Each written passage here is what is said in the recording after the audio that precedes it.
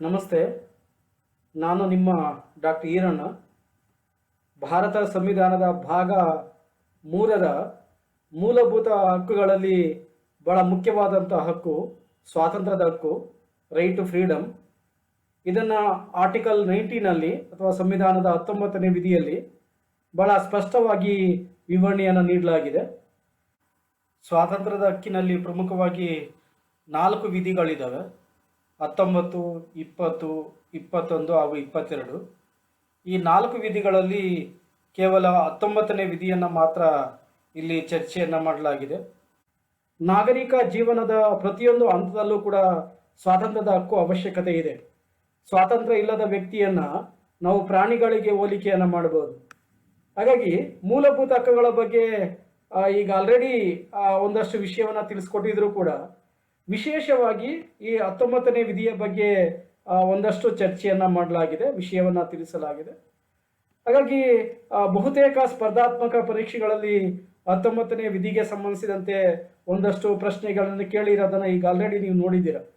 ಆ ಒಂದು ಹಿನ್ನೆಲೆಯಲ್ಲಿ ಇದನ್ನು ಬಹಳ ವಿಸ್ತಾರವಾಗಿ, ಅಂದರೆ ಸ್ವಾತಂತ್ರ್ಯದ ಹಕ್ಕನ್ನು ಬಹಳ ವಿಸ್ತಾರವಾಗಿ ವಿವರಿಸಲಾಗಿದೆ. ಸಂವಿಧಾನ ಜಾರಿಗೆ ಬಂದಾಗ 7 ಸ್ವಾತಂತ್ರ್ಯದ ಹಕ್ಕುಗಳಿದ್ವು. 44ನೇ ತಿದ್ದುಪಡಿಯ ಪ್ರಕಾರ 1978ರಿಂದ ಜಾರಿಗೆ ಬರುವಂತೆ ಆಸ್ತಿಗೆ ಸಂಬಂಧಿಸಿದಂಥ ವಿಷಯವನ್ನು ರದ್ದುಪಡಿಸಲಾಗಿದೆ. ಹಾಗಾಗಿ ಪ್ರಸ್ತುತ ಕೇವಲ 6 ಬಗೆಯ ಸ್ವಾತಂತ್ರ್ಯಗಳಿವೆ. ಈ 6 ಬಗೆಯ ಸ್ವಾತಂತ್ರ್ಯಗಳು ಕೂಡ ಮಾನವನ ಅಭಿವೃದ್ಧಿಗೆ ಬಹಳ ಮುಖ್ಯವಾಗಿ ಬೇಕಾಗ್ತವೆ. ಜೊತೆಗೆ ಮನುಷ್ಯನ ನಿತ್ಯ ಜೀವನದಲ್ಲಿ ಈ ಸ್ವಾತಂತ್ರ್ಯ ಅನ್ನೋದು ಮುಖ್ಯವಾದ ಅಥವಾ ಶ್ರೇಷ್ಠವಾದ ಪಾತ್ರವನ್ನು ವಹಿಸುತ್ತೆ. ಹಾಗಾಗಿ ಇದರ ಬಗ್ಗೆ ಒಂದಷ್ಟು ಚರ್ಚೆಯನ್ನು ಮಾಡೋಣ. ಸ್ವಾತಂತ್ರ್ಯದ ಅರ್ಥವನ್ನು ಮೊದಲಿಗೆ ತಿಳ್ಕೋಣ. ಲಿಬರ್ಟಿ ಮೀನಿಂಗ್ ಏನು, ಅರ್ಥವನ್ನು ಇದು ಒಳಗೊಂಡಿದೆ. ಅನೇಕ ರಾಜ್ಯಶಾಸ್ತ್ರಜ್ಞರು ಮತ್ತು ಚಿಂತಕರು ಹೇಳೋ ಪ್ರಕಾರ ಸ್ವಾತಂತ್ರ್ಯ ಎಂದರೆ ಮಾನವನ ಜನ್ಮಸಿದ್ಧ ಹಕ್ಕು ಅಂತ ಹೇಳ್ತಾರೆ. ಈವನ್ ಜಾನ್ ಲಾಕ್ ಮತ್ತು ರೂಸೋರ್ ಅವರು ಕೂಡ ಮಾನವ ಹುಟ್ಟುವಾಗನೇ ಸ್ವಾತಂತ್ರ್ಯವನ್ನು ಹೊಂದಿದ್ದಾನೆ ಎನ್ನುವ ಅಭಿಪ್ರಾಯವನ್ನು ವ್ಯಕ್ತಪಡಿಸಿದ್ದಾರೆ. ಅನೇಕ ಚಿಂತಕರು ಕೂಡ ಸ್ವಾತಂತ್ರ್ಯದ ಒಂದು ಮಹತ್ವವನ್ನು ವಿವರಿಸಿದ್ದಾರೆ. ಸೊ ಸ್ವಾತಂತ್ರ್ಯ ಅಂದ್ರೆ ಏನು? ಯಾವುದೇ ರೀತಿಯ ನಿರ್ಬಂಧಗಳಿಲ್ಲದಿರುವುದೇ ಸ್ವಾತಂತ್ರ್ಯ ಅಂತ ಕರೀಬಹುದು. ಅಂದ್ರೆ ಮಾನವನಿಗೆ ಅಥವಾ ನಾಗರಿಕನಿಗೆ ರಾಜ್ಯವಾಗಲಿ ಸರ್ಕಾರವಾಗಲಿ ಯಾವುದೇ ರೀತಿಯಾದ ನಿರ್ಬಂಧವನ್ನು ಹಾಕಬಾರದು. ಸೊ ಆ ನಿರ್ಬಂಧ ಏರದಿರುವುದನ್ನೇ ಸ್ವಾತಂತ್ರ್ಯ ಅಂತ ಕರಿತೀವಿ. ವ್ಯಕ್ತಿ ಮುಕ್ತವಾಗಿ ಬದುಕಲು ಅಥವಾ ಏನೋ ಸಾಮಾಜಿಕ ಜೀವನವನ್ನು ನಡೆಸಲು ಇರುವ ಅವಕಾಶವನ್ನೇ ಸ್ವಾತಂತ್ರ್ಯ ಅಂತ ಕರೀಬಹುದು. ಇಂಥ ಸ್ವಾತಂತ್ರ್ಯದ ಅನುಭವಿಸಿಕೆಯಲ್ಲಿ ರಾಜ್ಯ ಮತ್ತು ರಾಜ್ಯಕ್ಕಿಂತ ಭಿನ್ನವಾಗಿದ್ದಾವೆ. So Bharat, America, Japan, Germany, Russia, China ಈ ಥರದ ದೇಶಗಳಲ್ಲಿರುವಂಥ ಒಂದು ಸ್ವಾತಂತ್ರ್ಯವು ಬಹುತೇಕ ಒಂದೇ ರೀತಿಯಾಗಿಲ್ಲ. ಸೊ ಬದಲಾವಣೆಗಳಾಗಿದ್ದಾವೆ. ಸೊ ಹೆಜ್ಜೆ ಲಾಸ್ಕಿ ಹೇಳ್ತಾರೆ, ಯಾವ ದೇಶದಲ್ಲಿ ಪ್ರಜೆಗಳಿಗೆ ಹಕ್ಕು ಮತ್ತು ಸ್ವಾತಂತ್ರ್ಯವನ್ನು ನೀಡಲಾಗಿದೆಯೋ ಆ ದೇಶ ಅಭಿವೃದ್ಧಿಯನ್ನು ಸಾಧಿಸುತ್ತೆ ಅನ್ನೋದನ್ನು ಹೇಳ್ತಾರೆ. ಸೊ ಹಾಗಾಗಿ ಸ್ವಾತಂತ್ರ್ಯವನ್ನು ಮುಕ್ತವಾಗಿ ಅನುಭವಿಸಲು ಅವಕಾಶ ಕೊಟ್ಟಿರುವಂತಹ ದೇಶಗಳು ಅಭಿವೃದ್ಧಿಯನ್ನು ಸಾಧಿಸಿದಾವೆ. ಸೊ ಥಾಮಸ್ ಹಾಬ್ಸ್ ಎನ್ನುವ ಚಿಂತಕ ಹೇಳ್ತಾರೆ, ವ್ಯಕ್ತಿ ಏನನ್ನು ಇಷ್ಟಪಡುತ್ತಾನೋ ಅದರಲ್ಲಿ ಕಾರ್ಯಪ್ರವೃತ್ತನಾಗಲು ಇರುವ ಅವಕಾಶವನ್ನೇ ಸ್ವಾತಂತ್ರ್ಯ ಅಂತ ಕರೀತಾರೆ. ಅಂದರೆ ತಾನು ಯಾವ ಕರ್ತವ್ಯವನ್ನು ಮಾಡ್ತಾನೋ ಆ ಕರ್ತವ್ಯವನ್ನು ಅಥವಾ ಕೆಲಸ ಕಾರ್ಯವನ್ನು ಮಾಡ್ತಾನೋ ಅದಕ್ಕೆ ಸಂಬಂಧಿಸಿದಂತೆ ಯಾವುದೇ ನಿರ್ಬಂಧಗಳಿಲ್ಲದಿದ್ದರೆ ಅದನ್ನೇ ಸ್ವಾತಂತ್ರ್ಯ ಎನ್ನುವ ಅರ್ಥದಲ್ಲಿ ಥಾಮಸ್ ಹಾಬ್ಸ್ ವಿವರಿಸಿದ್ದಾರೆ ಅವರು ತಮ್ಮ ಲೆವಿಯಾಥನ್ ಎನ್ನುವ ಗ್ರಂಥದಲ್ಲಿ. ಮತ್ತೊಬ್ಬ ರಾಜ್ಯಶಾಸ್ತ್ರಜ್ಞ JDH ಕೋಲ್ ರವರ ಅಭಿಪ್ರಾಯದಲ್ಲಿ ವ್ಯಕ್ತಿ ಯಾವುದೇ ಬಾಹ್ಯ ನಿಯಂತ್ರಣಕ್ಕೆ ಒಳಪಡದೆ ವ್ಯಕ್ತಿ ತನ್ನ ವ್ಯಕ್ತಿತ್ವ ವಿಕಾಸಕ್ಕೆ ಅಗತ್ಯವಿರುವ ವಾತಾವರಣ ಅಥವಾ ಸನ್ನಿವೇಶವನ್ನೇ ಸ್ವಾತಂತ್ರ್ಯ ಅಂತ ಕರೀತಾರೆ. ಅಂದರೆ ಯಾವುದೇ ರೀತಿಯಾದ ಬಾಹ್ಯ ನಿಯಂತ್ರಣ ಮಾನವನಿಗೆ ಇರಬಾರ್ದು ಅಥವಾ ನಾಗರಿಕರಿಗೆ ಇರಬಾರ್ದು. ಮತ್ತೊಬ್ಬ ವ್ಯಕ್ತಿ ಆಗಿರಲಿ ಅಥವಾ ಮತ್ತೊಂದು ಸಂಘ ಸಂಸ್ಥೆ ಆಗಿರಲಿ, ರಾಜ್ಯ ಆಗಲಿ, ಸರ್ಕಾರ ಆಗಲಿ ವ್ಯಕ್ತಿಯ ಹಕ್ಕು ಮತ್ತು ಸ್ವಾತಂತ್ರ್ಯದಲ್ಲಿ ಹಸ್ತಕ್ಷೇಪವನ್ನು ಮಾಡಬಾರ್ದು ಅನ್ನೋದನ್ನು JDH ಕೋಲ್ ತಮ್ಮ ವ್ಯಾಖ್ಯಾನದಿಂದ ವ್ಯಕ್ತಪಡಿಸಿದ್ದಾರೆ. ಸೊ ಭಾರತದ ಒಬ್ಬ ಶ್ರೇಷ್ಠ ರಾಜ್ಯಶಾಸ್ತ್ರಜ್ಞ ಸೆಲ್ವದೊರೈ ಅವರು ಹೇಳ್ತಾರೆ, ವ್ಯಕ್ತಿಯು ತನ್ನ ಇಚ್ಛೆಗೆ ಅನುಸಾರವಾಗಿ ವರ್ತಿಸಲು ಇರುವ ಅವಕಾಶವನ್ನೇ ಸ್ವಾತಂತ್ರ್ಯ ಅಂತ ಕರೀತಾರೆ. ಇದು ವ್ಯಕ್ತಿವಾದದ ಚಿಂತನೆಯಲ್ಲಿ ಸೆಲ್ವದೊರೈರವರು ಚರ್ಚೆಯನ್ನು ಮಾಡ್ತಾರೆ. ಸೊ ಒಟ್ಟಾರೆಯಾಗಿ ಭಾರತ ಸಂವಿಧಾನದಲ್ಲಿ ಪ್ರಸ್ತುತ 6 ಸ್ವಾತಂತ್ರ್ಯಗಳಿದ್ದಾವೆ. ಈ 6 ಸ್ವಾತಂತ್ರ್ಯಗಳು ಯಾವ ದೇಶದಿಂದ ನಾವು ಮುಕ್ತವಾಗಿ ಪಡ್ಕೊಂಡಿದ್ದಾವೆ ಅಂದರೆ ಬಹಳ ಮುಖ್ಯವಾಗಿ ಫ್ರಾನ್ಸಿನ ಮಹಾ ಕೊಡುಗೆಯಾದಂತಹ ಸ್ವಾತಂತ್ರ್ಯ, ಸಮಾನತೆ, ಭ್ರಾತೃತ್ವ. ಸೊ ಈ ಕೊಡುಗೆಯಿಂದ ನಾವು ಈ ಒಂದು ಘೋಷಣೆಯಿಂದ ನಾವು ಪ್ರಭಾವಿತರಾಗಿದ್ದೀವಿ. ಸೊ ನಾಗರಿಕರ ಕೆಲವು ಮೂಲಭೂತ ಹಕ್ಕುಗಳನ್ನು ಉತ್ತೇಜಿಸಲು ಇರುವ ಅವಕಾಶವನ್ನೇ ಸ್ವಾತಂತ್ರ್ಯ ಅಂತ ಕರೀಬಹುದು. ಸೊ ಪ್ರಜಾಪ್ರಭುತ್ವದ ಒಂದು ಮೌಲ್ಯ ಕೂಡ ಆಗಿದೆ. ಜೊತೆಗೆ ದೇಶದ ಏಕತೆ ಮತ್ತು ಸಮಗ್ರತೆಯನ್ನ ಸಾಧಿಸಬೇಕಾದ್ರೆ ಪ್ರತಿಯೊಬ್ಬ ವ್ಯಕ್ತಿಯು ಕೂಡ ಸ್ವಾತಂತ್ರ್ಯವನ್ನು ಕೊಡಬೇಕು. ಸ್ವಾತಂತ್ರ್ಯ ಇಲ್ಲದ ವ್ಯಕ್ತಿಯನ್ನ ನಾವು ಏನೋ ಪ್ರಾಣಿ ಪಕ್ಷಿಗಳಿಗೆ ಹೋಲಿಕೆಯನ್ನ ಮಾಡಬಹುದು. ಮನುಷ್ಯ ಬುದ್ಧಿವಂತ, ಸೊ ಆಲೋಚನೆ ಮಾಡುವಂತ ಶಕ್ತಿ ಇದೆ. ಆಲೋಚನೆ ಮಾಡುವಂತ ಶಕ್ತಿಯನ್ನು ಕೂಡ ನಾವು ಸ್ವಾತಂತ್ರ್ಯ ಅಂತೇಳಿ ಕರೀಬಹುದು. ಸೊ ಭಾರತ ಸಂವಿಧಾನದ 19ನೇ ವಿಧಿಯಲ್ಲಿ ಹೇಳಿರೋ ಪ್ರಕಾರ ದೇಶದ ಮೌಲ್ಯಗಳನ್ನ ಮತ್ತು ಏಕತೆಯನ್ನ ಈ ಒಂದು ಸ್ವಾತಂತ್ರ್ಯ ಖಾತ್ರಿಪಡಿಸುತ್ತದೆ ಎನ್ನುವ ಅರ್ಥವನ್ನ ವಿವರಿಸಿದೆ. ಸೊ ವ್ಯಕ್ತಿಯಲ್ಲಿ ಸೂಕ್ತವಾಗಿ ಅಂತರ್ಗತವಾಗಿರುವಂತಹ ಕೆಲವು ಮೌಲ್ಯಗಳು ಹೊರಗಡೆ ಬರಬೇಕಾದ್ರೆ ಮತ್ತು ಏನು ಜಾನ್ ಲಾಕ್ ಮತ್ತು ರೂಸೋ ಹೇಳೋ ಪ್ರಕಾರ ನೈಸರ್ಗಿಕ ಚಿಂತನೆಗಳೇನಿದ್ದಾವೆ ಅಥವಾ ನೈಸರ್ಗಿಕ ಹಕ್ಕುಗಳು ಮತ್ತು ಸ್ವಾಭಾವಿಕ ಹಕ್ಕುಗಳೇನಿದ್ದಾವೆ, ಆ ಸ್ವಾಭಾವಿಕ ಹಕ್ಕುಗಳು ಬೆಳಿಬೇಕಾದ್ರೆ ಸ್ವಾತಂತ್ರ್ಯದ ಅವಶ್ಯಕತೆ ಇದೆ. ಭಾರತದ ಸುಪ್ರೀಂ ಕೋರ್ಟ್ ಅಲ್ಲೂ ಕೂಡ ಈ ಒಂದು ಸ್ವಾತಂತ್ರ್ಯದ ಉಲ್ಲಂಘನೆಗೆ ಸಂಬಂಧಿಸಿದಂತೆ ಅನೇಕ ಪ್ರಕರಣಗಳು ದಾಖಲಾಗಿ ಸೊ ಅದರ ಒಂದು ತೀರ್ಪನ್ನು ಕೂಡ ನೀಡಿದೆ. ಸೊ ಸ್ವಾತಂತ್ರ್ಯದ ಮಹತ್ವವನ್ನು ಕೂಡ ಭಾರತದ ಸುಪ್ರೀಂ ಕೋರ್ಟ್ ವಿವರಿಸಿದೆ. ಸೊ ಒಟ್ಟಾರೆ ಸಂವಿಧಾನದ 19ನೇ ಉಪವಿಧಿ ಹೇಳುತ್ತೆ 19ನೇ ವಿಧಿಯನ್ನ ಸಂವಿಧಾನದ ಆತ್ಮ ಮತ್ತು ಹೃದಯ ಅಂತ ಕರೀತಾರೆ. ಸೊ ಹಾಗಾಗಿ ಮೂಲ ಸಂವಿಧಾನದಲ್ಲಿ 7 ಸ್ವಾತಂತ್ರ್ಯಗಳಿದ್ವು. ಇವತ್ತು ಕೇವಲ 6 ಸ್ವಾತಂತ್ರ್ಯಗಳಿದ್ದಾವೆ. 44ನೇ ತಿದ್ದುಪಡಿಯ ಪ್ರಕಾರ 1978ರಿಂದ ಜಾರಿಗೆ ಬರುವಂತೆ ಆಸ್ತಿಗೆ ಸಂಬಂಧಿಸಿದಂತೆ ಅಂದ್ರೆ ಆಸ್ತಿಯನ್ನ ಗಳಿಸುವ ಮತ್ತು ಮಾರಾಟ ಮಾಡುವ ಸ್ವಾತಂತ್ರ್ಯ ಏನಿತ್ತು ಅದನ್ನು ರದ್ದುಪಡಿಸಿ 300A ವಿಧಿಗೆ ಅದನ್ನು ವರ್ಗಾಯಿಸಲಾಗಿದೆ. ಸೊ 1ನೇ ಉಪವಿಧಿಯಲ್ಲಿರುವಂತಹ 6 ಸ್ವಾತಂತ್ರ್ಯಗಳೆಂದ್ರೆ ವಾಕ್ ಸ್ವಾತಂತ್ರ್ಯ ಮತ್ತು ಅಭಿಪ್ರಾಯ ವ್ಯಕ್ತಪಡಿಸುವಂತಹ ಸ್ವಾತಂತ್ರ್ಯ, ಸಭೆ ಸೇರುವಂತಹ ಸ್ವಾತಂತ್ರ್ಯ, ಸಂಘ ಅಥವಾ ಸಂಸ್ಥೆಗಳನ್ನ ಸ್ಥಾಪನೆ ಮಾಡ್ಕೊಳ್ಳುವಂತಹ ಸ್ವಾತಂತ್ರ್ಯ, ಸೊ ಸಂಚಾರ ಸ್ವಾತಂತ್ರ್ಯ, ಸೊ ದೇಶದ ಯಾವುದೇ ಭಾಗದಲ್ಲಿ ಬೇಕಾದ್ರೂ ಕೂಡ ಇವತ್ತು ಸಂಚಾರವನ್ನ ಮಾಡಬಹುದು. ಆಮೇಲೆ ವಸತಿ ಸ್ವಾತಂತ್ರ್ಯ, ಯಾವುದೇ ವ್ಯಾಪಾರ ಉದ್ಯೋಗ ಮತ್ತು ವ್ಯವಹಾರವನ್ನು ಮಾಡುವಂತಹ ಸ್ವಾತಂತ್ರ್ಯ ಭಾರತದ ಪ್ರತಿಯೊಬ್ಬ ನಾಗರಿಕನಿಗೆ ಇದೆ. ಆ 6 ಬಗೆಯ ಸ್ವಾತಂತ್ರ್ಯಗಳು ಏನಿದಾವೆ ಅನ್ನೋದ್ರ ಬಗ್ಗೆ ನಾವು ಚರ್ಚೆಯನ್ನು ಮಾಡೋಣ. ಸೊ ದೇಶದ ಎಲ್ಲ ಜನರಿಗೆ ಈ ಸ್ವಾತಂತ್ರ್ಯವನ್ನ ನೀಡಿದ್ರು ಕೂಡ ಸೊ ಎಲ್ಲಾ ಸ್ವಾತಂತ್ರ್ಯಗಳು ಕೂಡ ವ್ಯಕ್ತಿ ನಿರಂಕುಶವಾಗಿ ಬಳಕೆ ಮಾಡಲಿಕ್ಕೆ ಅವಕಾಶಗಳಿಲ್ಲ. ಸೊ ಹಾಗಾಗಿ ಒಂದಷ್ಟು ನಿರ್ಬಂಧಗಳಿದಾವೆ. ರಾಜ್ಯ ಮತ್ತು ಸರ್ಕಾರಗಳು ಕಾಲ ಕಾಲಕ್ಕೆ ಕಾನೂನನ್ನು ಮಾಡೋದ್ರ ಮೂಲಕ ಪ್ರಜೆಗಳು ಅನುಭವಿಸುವಂತಹ ಸ್ವಾತಂತ್ರ್ಯದ ಮೇಲೆ ನಿರ್ಬಂಧವನ್ನು ಕೂಡ ಹಾಕ್ಬೋದು. ಅದರಲ್ಲಿ ಬಹಳ ಮುಖ್ಯವಾಗಿ ತುರ್ತು ಪರಿಸ್ಥಿತಿಯ ಸಂದರ್ಭದಲ್ಲಿ ಈ ತರದ ನಿರ್ಬಂಧಗಳು ಜಾಸ್ತಿ ಇರ್ತವೆ. ಸೊ 2ನೇ ಉಪವಿಧಿ ಹೇಳುತ್ತೆ ಎಲ್ಲಾ ಸ್ವಾತಂತ್ರ್ಯಗಳನ್ನು ಅನುಭವಿಸುವಾಗ ಸೊ ಇತರ ನಾಗರಿಕರಿಗೆ ಅಡಚಣೆಯನ್ನು ಉಂಟು ಮಾಡಬಾರದು. ಸೊ ಅಡಚಣೆಯನ್ನು ಉಂಟು ಮಾಡದಂತೆ ಸಂಸತ್ತು ಕಾನೂನನ್ನು ಮಾಡಬಹುದು ಅಂತ ಹೇಳುತ್ತೆ. ಸೊ ಆ ಪ್ರಕಾರ ಅನೇಕ ಕಾನೂನುಗಳು ಜಾರಿಗೆ ಬಂದಿದ್ದಾವೆ. ದೇಶದ ಭದ್ರತೆ, ಏಕತೆ, ಆಮೇಲೆ ಮತ್ತೊಬ್ಬರ ಮನಸ್ಸಿಗೆ ಒಂದು ನೋವನ್ನು ಉಂಟು ಮಾಡುವಂತ ಒಂದು ಸಂದರ್ಭ ಬಂದಾಗ, ಆಮೇಲೆ ಭಾರತದ ಒಂದು ಏನೋ ಸಾರ್ವಭೌಮಾಧಿಕಾರಕ್ಕೆ ಅಥವಾ ಪರಮಾಧಿಕಾರಕ್ಕೆ ಧಕ್ಕೆ ಉಂಟಾದಾಗ ಸೊ ಸ್ವಾತಂತ್ರ್ಯದ ಮೇಲೆ ಕಡಿವಾಣವನ್ನು ಹಾಕ್ಲಿಕ್ಕೆ ಕಾನೂನನ್ನ ಸಂಸತ್ತು ಮಾಡಬಹುದು. ಸೊ ಯಾವುದೇ ಸ್ವಾತಂತ್ರ್ಯ ಕೂಡ ಸ್ವೇಚ್ಛಾಚಾರವಲ್ಲ. ಸ್ವೇಚ್ಛಾಚಾರ ಅಂದ್ರೆ ತನಗಿಷ್ಟ ಬಂದಂತೆ ಏನೋ ಸ್ವಾತಂತ್ರ್ಯನ ಅನುಭವಿಸ್ಲಿಕ್ಕೆ ಅವಕಾಶ ಇಲ್ಲ. ಒಬ್ಬ ವ್ಯಕ್ತಿ ಸ್ವಾತಂತ್ರ್ಯವನ್ನು ಅನುಭವಿಸ್ತಾ ಇದ್ದಾನಂದ್ರೆ ಅದು ಮತ್ತೊಬ್ಬರಿಗೆ ಅಡಚಣೆಯನ್ನು ಉಂಟು ಮಾಡಬಾರ್ದು. ಒಂದು ವೇಳೆ ಅಡಚಣೆಯನ್ನು ಉಂಟು ಮಾಡಿದಾಗ ಕಾನೂನು ಪ್ರಕಾರ ಅಂತ ವ್ಯಕ್ತಿಗೆ ಏನೋ ಶಿಕ್ಷೆ ಇರುತ್ತೆ. ಸೊ ರಾಜ್ಯ ನಿರ್ಬಂಧಿಸಿರುವ ಕಾನೂನುಗಳು ಯೋಗ್ಯವೇ ಅಥವಾ ಅಲ್ಲವೇ ಅನ್ನೋದನ್ನು ನಿರ್ಧಾರ ಮಾಡುವಂಥ ಅಧಿಕಾರ ಯಾರಿಗಿದೆ ಅಂದ್ರೆ ಭಾರತದ ಸುಪ್ರೀಂ ಕೋರ್ಟ್ ಮತ್ತು ಹೈಕೋರ್ಟ್ಗಳಿಗೆ ಇದೆ. ಸೊ ಹಾಗಾಗಿ ರಿಟ್ ಅರ್ಜಿಗಳ ಮೂಲಕ ಸ್ವಾತಂತ್ರ್ಯದ ಒಂದು ವಿಷಯಕ್ಕೆ ಸಂಬಂಧಿಸಿದಂತೆ ಯಾರಿಗೆ ಸ್ವಾತಂತ್ರ್ಯದ ಹರಣ ಆಗಿದೆ ಅಥವಾ ಅನ್ಯಾಯ ಆಗಿದೆ ಅವರು ಸುಪ್ರೀಂ ಕೋರ್ಟ್ ಮತ್ತು ಹೈಕೋರ್ಟ್ ಅಲ್ಲಿ ದಾವೆಯನ್ನು ಅಥವಾ ಕೇಸನ್ನು ಫೈಲ್ ಮಾಡಬಹುದು. ಸೊ ಮೊದಲನೇ ಸ್ವಾತಂತ್ರ್ಯ ವಾಕ್ ಸ್ವಾತಂತ್ರ್ಯ ಮತ್ತು ಅಭಿವ್ಯಕ್ತನಾ ಸ್ವಾತಂತ್ರ್ಯ, freedom of speech and expression. So JS mill ಹೇಳ್ತಾರೆ ವ್ಯಕ್ತಿತ್ವದ ವಿಕಾಸಕ್ಕೆ ವಾಕ್ ಸ್ವಾತಂತ್ರ್ಯ ಬಹಳ ಮುಖ್ಯವಾಗಿ ಬೇಕು ಅಂತ ಹೇಳ್ತಾರೆ. ಸೊ ವ್ಯಕ್ತಿ ತನ್ನ ಒಂದು ಸುಪ್ತವಾಗಿ ಅಡಗಿರುವಂಥ ವಿಷಯಗಳು ಹೊರಗಡೆ ಬರ್ಬೇಕಾದ್ರೆ ಅವನಿಗೆ ಮಾತನಾಡೋಂಥ ಒಂದು ಅವಕಾಶವನ್ನು ಕಲ್ಪಿಸಿಕೊಡ್ಬೇಕು. ಸೊ ಮಾತನಾಡಲಿಕ್ಕೆ ಅವಕಾಶವನ್ನು ಕೊಟ್ಟಿಲ್ಲ ಅಂತಂದಾಗ ಅದು ಪ್ರಜಾಪ್ರಭುತ್ವನೇ ಅಲ್ಲ.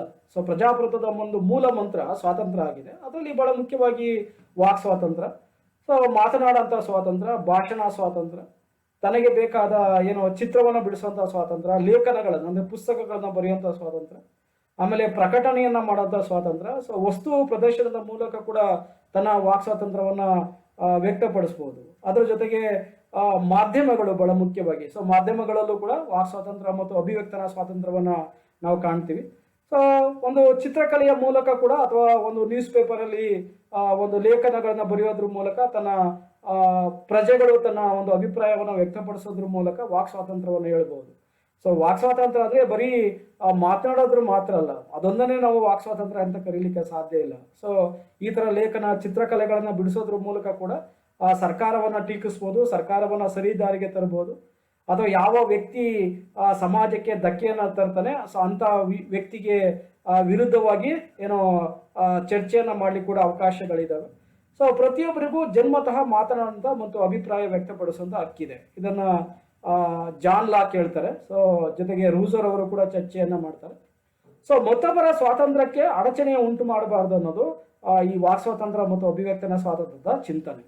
ಸೊ ಹಾಗಾಗಿ ಸೊ ಇತರರ ಗೌರವಕ್ಕೆ ಧಕ್ಕೆಯನ್ನ ತರಬಾರ್ದು, ಸೊ ಅನಾವಶ್ಯಕವಾಗಿ ಟೀಕೆಯನ್ನ ಮಾಡಬಾರ್ದು, ಸೊ ಅವಹೇಳನಕಾರಿಯಾಗಿ ಮಾತಾಡಬಾರ್ದು, ಅಥವಾ ಏನೋ ಒಂದು ಮಾನಹರಣ ಮಾಡೋಂಥ ಕೆಲಸವನ್ನ ಯಾರು ಕೂಡ ಮಾಡಬಾರ್ದು. ಸೊ ಇನ್ನೊಬ್ಬರ ಒಂದು ಶೀಲಕ್ಕೆ ಧಕ್ಕೆ ಆಗುವಂತ ಒಂದು ಕೆಲಸ ಕಾರ್ಯಗಳನ್ನ ಯಾರು ಕೂಡ ಮಾಡಬಾರ್ದು. ಸೊ ಹಾಗಾಗಿ ಮತ್ತೊಬ್ಬರ ಜೀವಕ್ಕೆ ಧಕ್ಕೆ ತರುವಂತ ಕೆಲಸ ಆದಾಗ ಅದನ್ನ ಏನು ಸ್ವಾತಂತ್ರ್ಯದ ಒಂದು ಶೋಷಣೆ ಅಂತ ನಾವು ಕರಿತೀವಿ.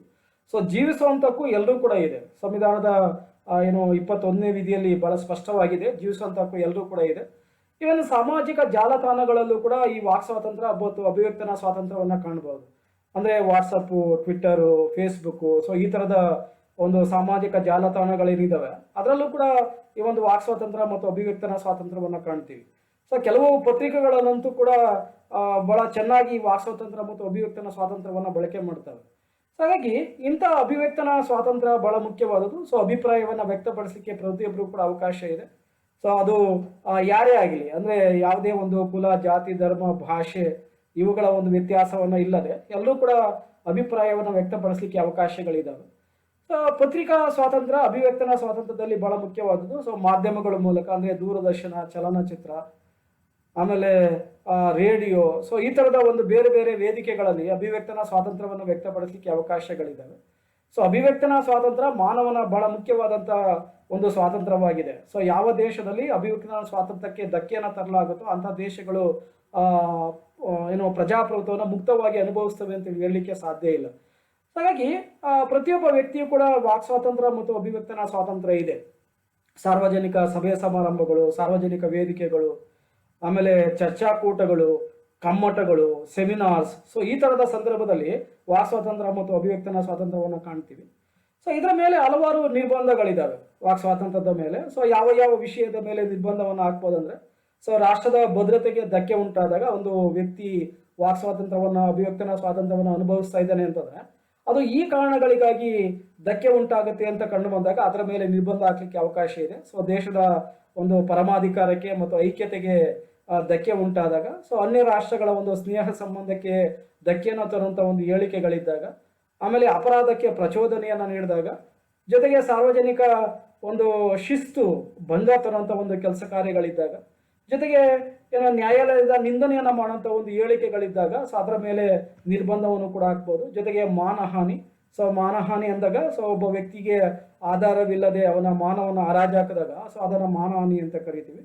ಸೊ ಈ ರೀತಿಯಾದ ಹಲವಾರು ಸಂದರ್ಭಗಳಲ್ಲಿ ವಾಕ್ ಸ್ವಾತಂತ್ರ್ಯದ ಮೇಲೆ, ಅಂದ್ರೆ ವಾಕ್ ಸ್ವಾತಂತ್ರ್ಯ ಮತ್ತು ಅಭಿವ್ಯಕ್ತನ ಸ್ವಾತಂತ್ರ್ಯದ ಮೇಲೆ ನಿರ್ಬಂಧ ಹಾಕುವಂತ ಅಧಿಕಾರ ಏನು ಪ್ರತಿಯೊಂದು ಸರ್ಕಾರಗಳು ಕೂಡ ಇದೆ. ಸೊ ಇದನ್ನು ನಾವು ಬಹಳ ಮುಖ್ಯವಾದಂತ ಒಂದು ಸ್ವಾತಂತ್ರ್ಯ ಅಂತ ಕರೀಬಹುದು.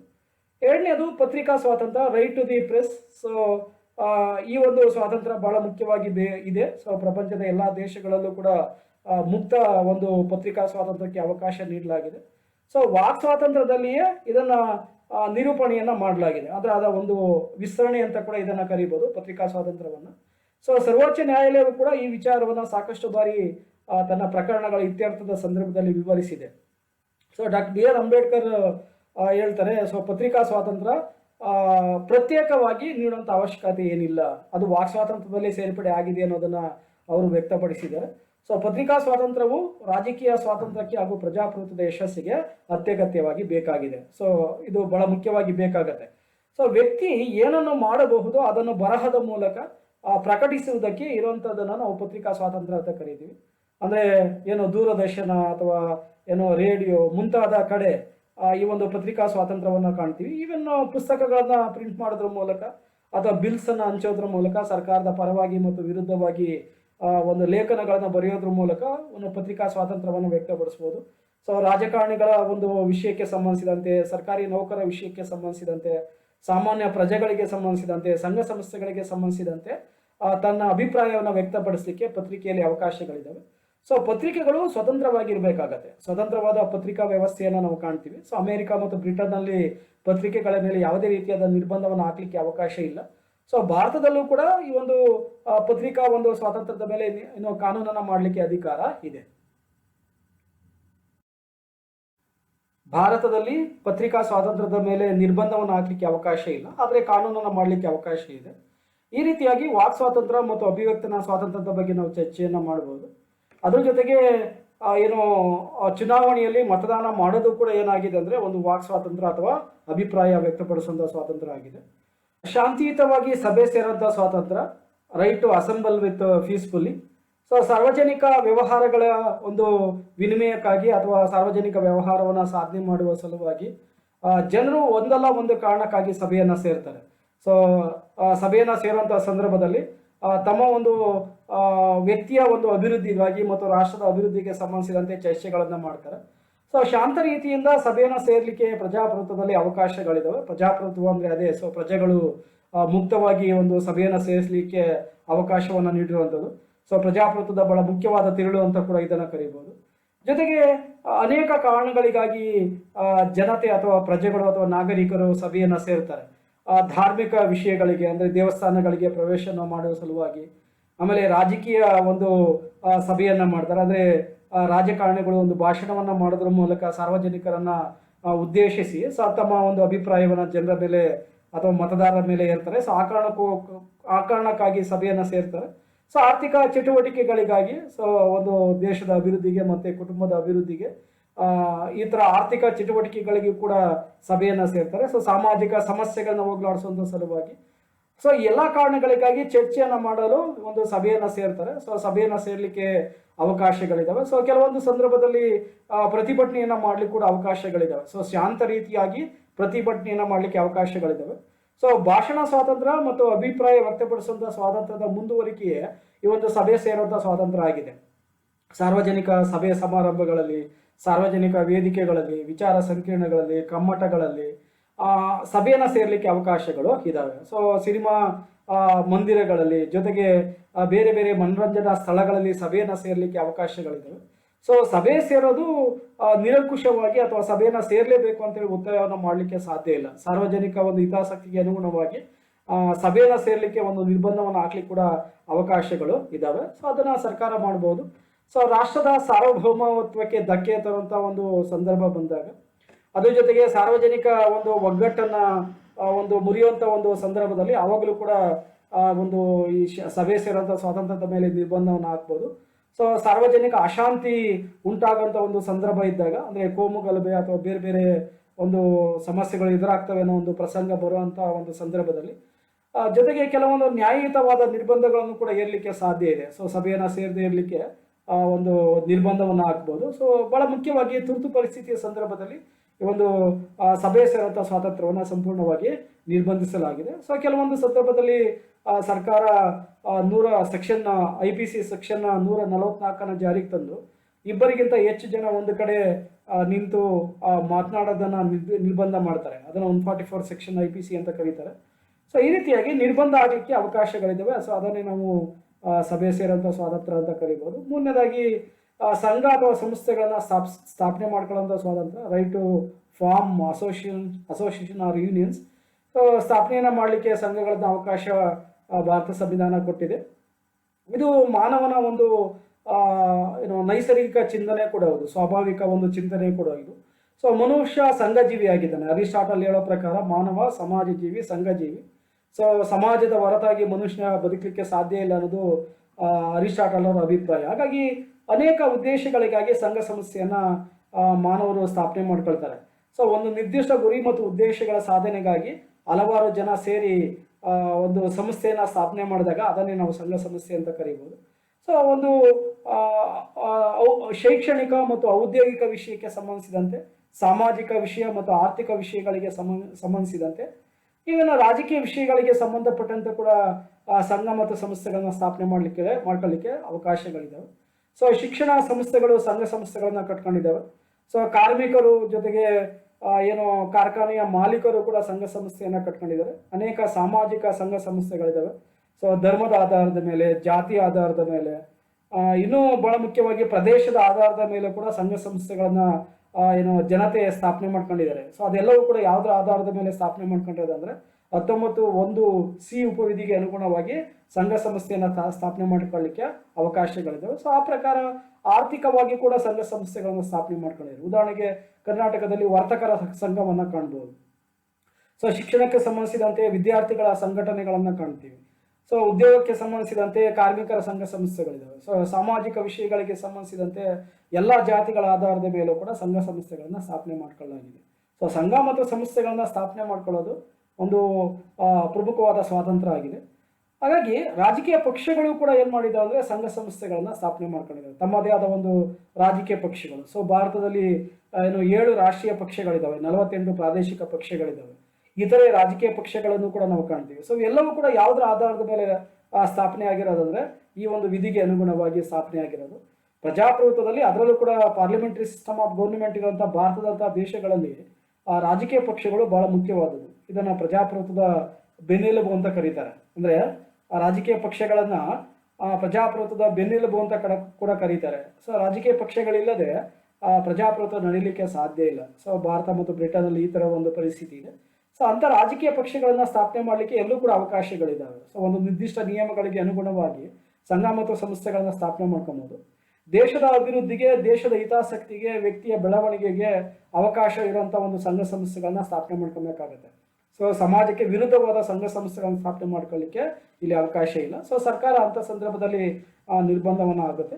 ಸೊ ಇದನ್ನು ಕೂಡ ಏನ್ ಮಾಡ್ಬೋದು, ನಿಯಂತ್ರಣ ಮಾಡ್ಬೋದು. ಅಂದ್ರೆ ಇದೇನು ನಿರಂಕುಶತೆ ಅಲ್ಲ, ಅಂದ್ರೆ ಜನರು ನಿರಂಕುಶವಾಗಿ ಇದನ್ನ ಏನು ಅನುಭವಿಸಲಿಕ್ಕೆ ಅವಕಾಶಗಳು ಇರೋದಿಲ್ಲ, ಅದನ್ನ ನಿಯಂತ್ರಣ ಮಾಡ್ಬೋದು. ಸೊ ರಾಷ್ಟ್ರದ ಸಾರ್ವಭೌಮತ್ವ ಮತ್ತು ಸಮಗ್ರತೆ ದೃಷ್ಟಿಯಿಂದ ಈ ಒಂದು ಸಂಘ ಮತ್ತು ಸಂಸ್ಥೆಯನ್ನ ಸ್ಥಾಪನೆ ಮಾಡ್ಕೊಳ್ಳಿಕ್ಕೆ ನಿರ್ಬಂಧಗಳಿದ್ದಾವೆ.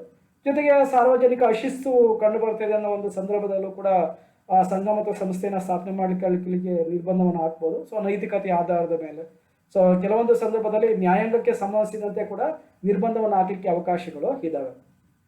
ಸೊ ಸಾರ್ವಜನಿಕ ಜೀವನದಲ್ಲಿ ಶಿಸ್ತಿಗೆ ಭಂಗ ತರುವಂತಹ ಸಂದರ್ಭ ಬಂದಾಗ ಆಗ ಸಂಘ ಮತ್ತು ಸಂಸ್ಥೆಗಳನ್ನ ಸ್ಥಾಪನೆ ಮಾಡ್ಕೊಳ್ಳಿಕ್ಕೆ ಅವಕಾಶಗಳು ಇರೋದಿಲ್ಲ. ಸೊ ಕಾನೂನಿಗೆ ವಿರುದ್ಧವಾದ ಸಂಘ ಸಂಸ್ಥೆಗಳನ್ನ ನಿರ್ಬಂಧಿಸಲಾಗಿದೆ. ಸೊ ಕಾನೂನು ಪ್ರಕಾರ ಸಂಘ ಸಂಸ್ಥೆಗಳನ್ನ ಸ್ಥಾಪನೆ ಮಾಡ್ಕೊಬೇಕು ಹೊರತು ಕಾನೂನಿನ ವಿರುದ್ಧವಾಗಿ ಸ್ಥಾಪನೆ ಮಾಡ್ಕೊಳ್ಳಿಕ್ಕೆ ಅವಕಾಶಗಳು ಇಲ್ಲ. ಸೊ 4ನೇದಾಗಿ ಸಂಚಾರ ಸ್ವಾತಂತ್ರ್ಯ, ಫ್ರೀಡಮ್ ಆಫ್ ಮೂವ್ಮೆಂಟ್. ಸೊ ಸಂಚಾರ ಸ್ವಾತಂತ್ರ್ಯ ಅಂದಾಗ ದೇಶದ ಯಾವುದೇ ಭಾಗದಲ್ಲಿ ಬೇಕಾದ್ರೂ ಕೂಡ ಮುಕ್ತವಾಗಿ ಸಂಚರಿಸಲು ಅವಕಾಶವನ್ನ ನಮ್ಮ ಸಂವಿಧಾನದ 19(1) ಉಪವಿಧಿ ಒದಗಿಸಿಕೊಡುತ್ತೆ. ಆ ಪ್ರಕಾರ ಮನುಷ್ಯ ಸಂಚಾರ ಜೀವಿ. ಸೊ ಬಹುತೇಕ ಸಂಚಾರವನ್ನ ಮಾಡ್ತಾನೆ, ಹಲವಾರು ಕಾರಣಗಳಿಗಾಗಿ ಇಡೀ ದೇಶವನ್ನ ಸುತ್ತಾನೆ. ಸೊ ಇಡೀ ದೇಶವನ್ನ ಅಥವಾ ರಾಜ್ಯವನ್ನ ಸುತ್ತೋದ್ರ ಜೊತೆಗೆ ಅಂತಾರಾಷ್ಟ್ರೀಯ ಮಟ್ಟದಲ್ಲೂ ಕೂಡ ಸಂಚಾರ ಮಾಡಲಿಕ್ಕೆ ಅವಕಾಶಗಳಿದ್ದಾವೆ. 1948ರ universal declaration of human rights ಅಲ್ಲೂ ಕೂಡ ಈ ಒಂದು ಸಂಚಾರ ಸ್ವಾತಂತ್ರ್ಯಕ್ಕೆ ಹೆಚ್ಚಿನ ಪ್ರಾಮುಖ್ಯತೆಯನ್ನು ನೀಡಲಾಗಿದೆ.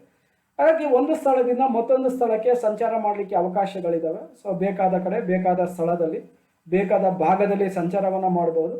ಸೊ ಪ್ರದೇಶದಿಂದ ಪ್ರದೇಶಕ್ಕೆ, ಜೊತೆಗೆ ರಾಜ್ಯದಿಂದ ರಾಜ್ಯಕ್ಕೆ ಪ್ರತಿಯೊಬ್ಬ ಮಾನವನು ಕೂಡ, ಪ್ರತಿಯೊಬ್ಬ ನಾಗರಿಕನು ಕೂಡ ಸಂಚಾರ ಮಾಡಲಿಕ್ಕೆ ಅವಕಾಶಗಳಿದ್ದಾವೆ. ಸೊ ಮಾನವನನ್ನ ಒಂದು ಕಡೆ ಸಂಚಾರ ಮಾಡಲಿಕ್ಕೆ ಅವಕಾಶವನ್ನು ಕೊಡದೇ ಇದ್ದಾಗ ಅದು ಸ್ವಾತಂತ್ರ್ಯದ ಒಂದು ಧಕ್ಕೆ ಅಂತ ಕೂಡ ನಾವು ಕರಿತೀವಿ. ಭಾರತದ ಯಾವುದೇ ಮೂಲೆಗೆ ಬೇಕಾದ್ರೂ ಕೂಡ ಸಂಚಾರವನ್ನ ಮಾಡಬಹುದು, ವಿದೇಶಕ್ಕೆ ಕೂಡ ಸಂಚಾರ ಮಾಡಲಿಕ್ಕೆ ಅವಕಾಶಗಳಿದ್ದಾವೆ. ಸೊ ಕೆಲವೊಂದು ಸಂದರ್ಭದಲ್ಲಿ ಸಂಚಾರ ಸ್ವಾತಂತ್ರ್ಯದ ಮೇಲೆ ನಿರ್ಬಂಧವನ್ನು ಕೂಡ ಹಾಕ್ಲಿಕ್ಕೆ ಅವಕಾಶಗಳಿದ್ದಾವೆ.